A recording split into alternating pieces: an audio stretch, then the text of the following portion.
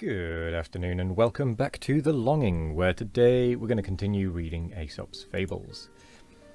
Another beautiful day in my underground kingdom. So, let's continue. Read a book. Fables. We don't want idle reading. We are on The Boys and the Frogs. The Boys and the Frogs.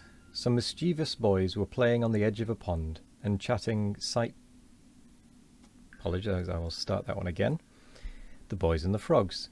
Some mischievous boys were playing on the edge of a pond and, catching sight of some frogs swimming about in the shallow water, they began to amuse themselves by pelting them with stones, and they killed several of them. At last one of the frogs put his head out of the water and said, "Oh, stop, I beg of you. What is sport to you is death to us." The North Wind and the Sun. A dispute arose between the North Wind and the Sun, each claiming that he was stronger than the other. At last they agreed to try their powers upon a traveller, to see which could soonest strip him of his cloak. The North Wind had the first try, and gathering up all his force for the attack, he came whirling furiously down upon the man, and caught up his cloak as though he would wrest it from him by one single effort. But the harder he blew, the more closely the man wrapped it round himself. Then came the turn of the Sun.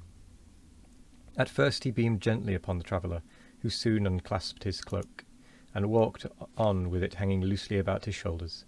Then he shone forth in his full strength, and the man, before he had gone many steps, was glad to throw his cloak right off and complete his journey more lightly clad. Persuasion is better than force. The Mistress and Her Servants. A widow, thrifty and industrious, had 2 servants, whom she kept pretty hard at work. They were not allowed to lie long abed in the mornings, but the old lady had them up and doing as soon as the cock crew. They disliked intensely having to get up at such an hour, especially in winter time, and they thought that if it were not for the cock waking up their mistress so horribly early, they could sleep longer. So they caught it and wrung its neck, but they weren't prepared for the consequences. For what happened was that their mistress, not hearing the cock crow as usual, waked them up earlier than ever and set them to work in the middle of the night. The Goods and the Ills. There was a time in the youth of the world when goods and ills entered equally into the concerns of men, so that the goods did not prevail to make them altogether blessed, nor the ills to make them wholly miserable. But owing to the foolishness of mankind, the ills multiplied greatly in number and increased in strength, until it seemed as though they would deprive the goods of all share in human affairs, and banish them from the earth. The latter, therefore, betook themselves to heaven and complained to Jupiter of the treatment they had received, at the same time praying him to grant them protection from the ills, and to advise them concerning the manner of their intercourse with men. Jupiter granted their request for protection, and decreed that for the future they should not go among openly in a body, and so be liable to attack from the hostile ills, but singly and unobserved, and at infrequent and unexpected intervals. Hence it is that the earth is full of ills, for they come and go as they please, and are never far away, while goods, alas, come one by one only, and have to travel all the way from heaven, so that they are very seldom seen. The Hares and the Frogs. The hares once gathered together and lamented the unhappiness of their lot, exposed as they were to dangers on all sides, and lacking the strength and the courage to hold their own. Men, dogs, birds and beasts of prey were all their enemies, and killed and devoured them daily. And sooner than endure such persecution any longer, they one and all determined to end their miserable lives. Thus resolved and desperate, they rushed in a body towards a neighbouring pool, intending to drown themselves. On the bank were sitting a number of frogs, who, when they heard the noise of the hares as they ran, with one accord leapt into the water, and hid themselves in the depths. Then one of the older hares, who was wiser than the rest, cried out to his companions, "Stop, my friends. Take heart, don't let us destroy ourselves after all. See, here are creatures who are afraid of us, and who must therefore be still more timid than ourselves." The Fox and the Stork. A fox invited a stork to dinner, at which the only fare provided was a large flat dish of soup. The fox lapped it up with great relish, but the stork with her long bill tried in vain to partake of the savoury broth. Her evident distress caused the sly fox much amusement, but not long after the stork invited him in turn, and set before him a pitcher with a long and narrow neck, into which she could get her bill with ease. Thus while she enjoyed her dinner, the fox sat by hungry and helpless, for it was impossible for him to reach the tempting contents of the vessel. The wolf in sheep's clothing. A wolf resolved to disguise himself in order that he might prey upon a flock of sheep without fear of detection. So he clothed himself in a sheepskin and slipped among the sheep when they were out at pasture. He completely deceived the shepherd, and when the flock was penned for the night, he was shut in with the rest. But that very night, as it happened, the shepherd, requiring a supply of mutton for the table, laid hands on the wolf in mistake for a sheep, and killed him with his knife on the spot. The stag in the ox stall. A stag, chased from his lair by the hounds,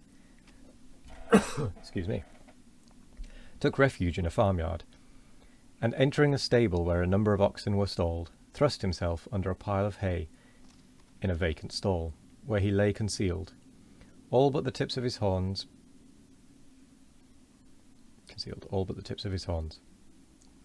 Presently one of the oxen said to him, "What has induced you to come in here?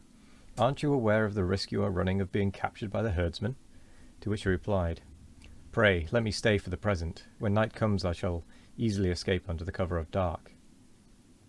In the course of the afternoon, more than one of the farmhands came in to attend to the wants of the cattle, but not one of them noticed the presence of the stag, who accordingly began to congratulate himself on his escape, and to express his gratitude to the oxen. "We wish you well," said the one who had spoken before, "but you are not out of danger yet.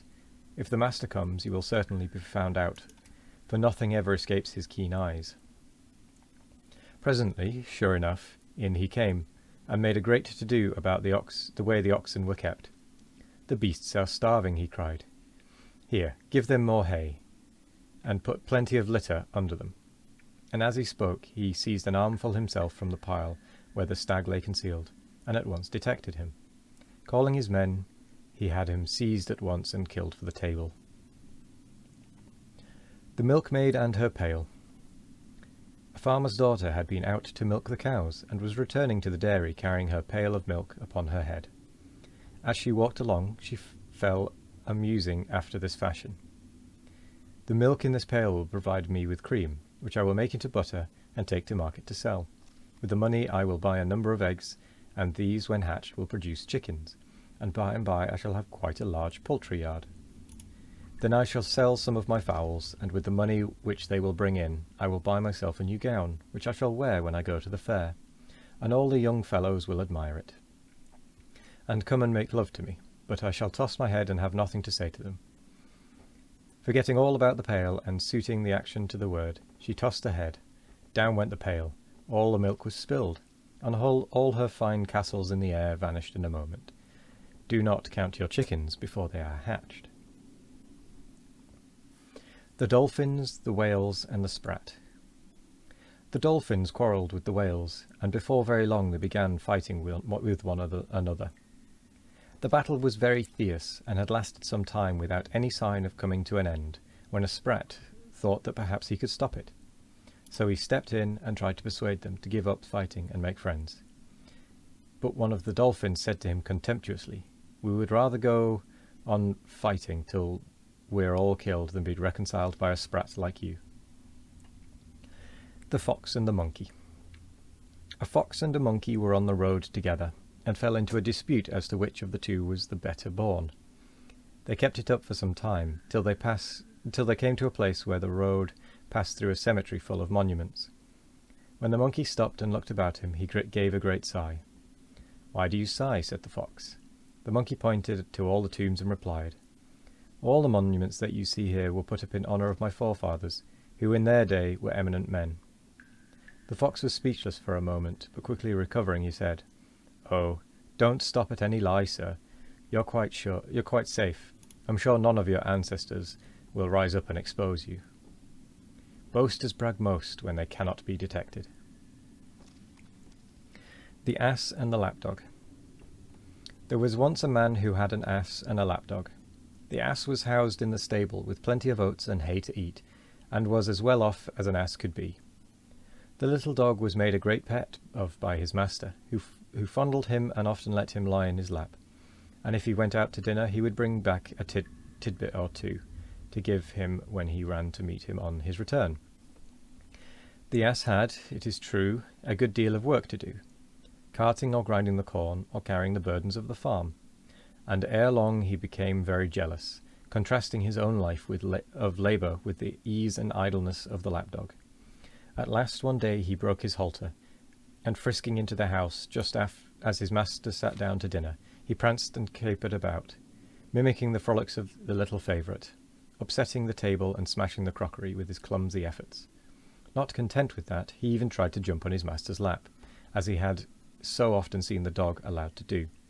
At that the servants, seeing the danger their master was in, belaboured the silly ass with sticks and cudgels, and drove him back to his stable, half dead with his beating. Alas, he cried, all this I have brought on myself. Why could I not be satisfied with my natural and honourable position, without wishing to imitate the ridiculous antics of that useless little lapdog? And with that is the end of the episode. So we'll be back tomorrow for more of Fables, but for now, I'm going to say thank you very much for joining me. I hope you have a wonderful morning, evening, afternoon, or night. No matter what time of day it is, I hope you have a wonderful one of it. And as always, we will be back tomorrow with more of The Longing. Goodbye.